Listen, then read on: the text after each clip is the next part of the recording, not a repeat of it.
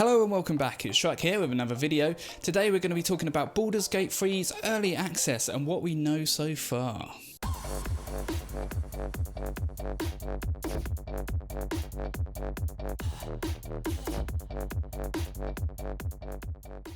Just in case that you are unaware, the other day there was a panel from Larian Studios, the people who are creating Baldur's Gate 3, and they gave us a lot of information about what to expect from the early access of Baldur's Gate 3, as well as the release date, which I will let you know later on in the video. If you want to be kept up to date with what's going on with Baldur's Gate 3, then do make sure to subscribe. I'm going to be continuing to let you know the news as it comes out. I also make Dungeons & Dragons content here on the channel, so if you're into Dungeons & Dragons as well, also go ahead and subscribe. So we've got quite a lot to go through here, so I'm going to kick it off by talking about the start of the early access, where you're actually going to start in the game. They have revealed that you're going to start in hell, literally in hell. Straight in the middle of the Blood War is where the tutorial area is going to be before you somehow make your way back to Baldur's Gate. I'm happy with this because that means that they're linking in their Dungeons & Dragons products into this game. If you don't know, one of the recent modules released for Dungeons & Dragons is called Ascent into Avernus, and it's all about a town near Baldur's Gate that has ended up being swallowed into hell, into Avernus. So we know that is where the story is going to take place, so let's talk about the actual character creation. The first thing that you're going to do when you load up early access, they haven't said exactly which races and which classes are going to be available from the offset, but they have said that they're going to be continuing to update the early access throughout, so whatever's there on day one may be different later on down the line.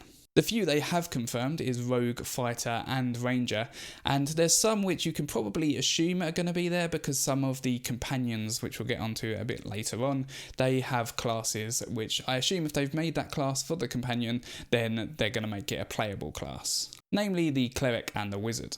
We might as well talk about the companions now. They have said that from day one there's going to be 5 companions which will be added on as early access goes along, and I've got a list of them here which I'm going to read out because I'm probably not going to be able to memorise them. So there's a wizard which is called Gale, a human wizard. There's a Gif which is called Lazel, I think is how you say it, or Lizel. There's the vampire Esterin, there's Shadowheart who's a cleric, and then there's a 5th one which I believe was called Will, but I couldn't quite hear what they were saying on the stream. And then from there they're going to be adding along the way. They have said that there's not going to be as many companions as the previous Baldur's Gate games because they're putting much more focus in fleshing out the story behind each of the companions. Which I know I'm fine with because more story the better, and I do think that sometimes people pick their companions because they're the best mechanically rather than because of the story. Hopefully they're going to be able to balance that with the story, so you pick the ones that you actually want in your party from a story standpoint rather than just because they have the best abilities. But we'll see how they do. They've said that co-op is going to be available from day one over the internet, online and on LAN, but they have said that split screen on LAN isn't going to be there from day one, so I'm not quite sure how that's going to work. I'm guessing the 2 characters can't go off of the screen, which is a little bit bad, but later on down early access they have said that they will add split screen. They said that there's going to be around 20 hours of gameplay in the early access, which will take you up to level 4, which doesn't sound like much, but actually in Dungeons & Dragons terms, level 4, there's quite a few choices you have to make, and your character's progressed quite a lot by that point. They didn't make it clear if that 20 hours is just going to be one playthrough or multiple playthroughs taking different options. So if it's just one playthrough, then that's a hell of a lot of gameplay. But if it's actually only a 5-hour early access, but they're saying 20 hours because you can go 4 different ways, then that's just a little bit different. While we're talking about the different options, I've got some more things to tell you here that they spoke about. So they did quite a lot of comparisons to Original Sin 2 so that you can understand the size and the decisions that you get in this game. So let me throw some at you. So in Act 1 of Divinity Original Sin 2, there are 22 combat encounters, whereas in Baldur's Gate 3 there are 80. So that is 4 times the amount of combat encounters in the first act. In Original Sin 2, there were 17,600 lines of dialogue in Act 1, whereas in Baldur's Gate 3, there's going to be 45,980 lines of dialogue. So that's around about 3 times the amount of dialogue. In Original Sin 2, there were 69 spells and abilities, whereas in Baldur's Gate 3, there's going to be 146. In Original Sin 2, there was 142 interactable characters, whereas in Baldur's Gate 3, there's 596, so a very big difference there.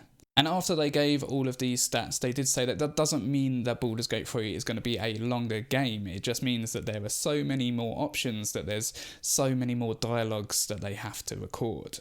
But in one playthrough, you're not going to get every single one of those dialogue options, and you're not going to talk to every single one of those characters. And with all these dialogue options, they explained that because there's the Speak with Animals spell in Dungeons & Dragons and the Speak with Dead spell in Dungeons & Dragons, that added a lot more dialogue options, that if you take either one of those spells, it's just going to give you some more options in dialogue. They said there will be a lot of the traditional Dungeons & Dragons monsters, but the only ones that they actually spoke about in this whole panel was the Intellect Devourer, which everyone who plays Dungeons & Dragons will know what one of them is, the Boulé, well that's how I say it, I'm not sure if it is supposed to be said boulette, but I call it the Boulé because it sounds more foreign. And the owlbear as well, and they did show a bit of gameplay with the owlbear and an owlbear cub, as well as a different bit of gameplay with the Intellect Devourer. They also showed a bit of gameplay with the Find Familiar spell where they used a spider, and it looks like there are really not that many restraints on what a familiar can do. So it's going to be quite fun to find what you can exploit in the game with your familiar. Some extra bits that they said along the way is that there will be romantic options. They didn't want to dive too deep in that to not spoil anything, but they said that romance will definitely be a part of the game. They said the background that you choose will have systematic benefits, but it won't have a different dialogue options like you see in a lot of the games where it has a little circle saying, because you're a noble, you get this dialogue option. They said they tested that and they didn't really like the feel of that. So the background you choose just has systematic benefits. And they have said that there will be dynamic environments, so you'll be able to interact with the environments during combat to give yourself an advantage. Then about the release itself, they have said they're releasing it on Steam and on Stadia, I think is how you say it, the Google platform. It might be Stadia, however you say it. They're releasing it on there on the 30th of September, but they did asterisk quite heavily that that's what they're aiming for and they might not hit it.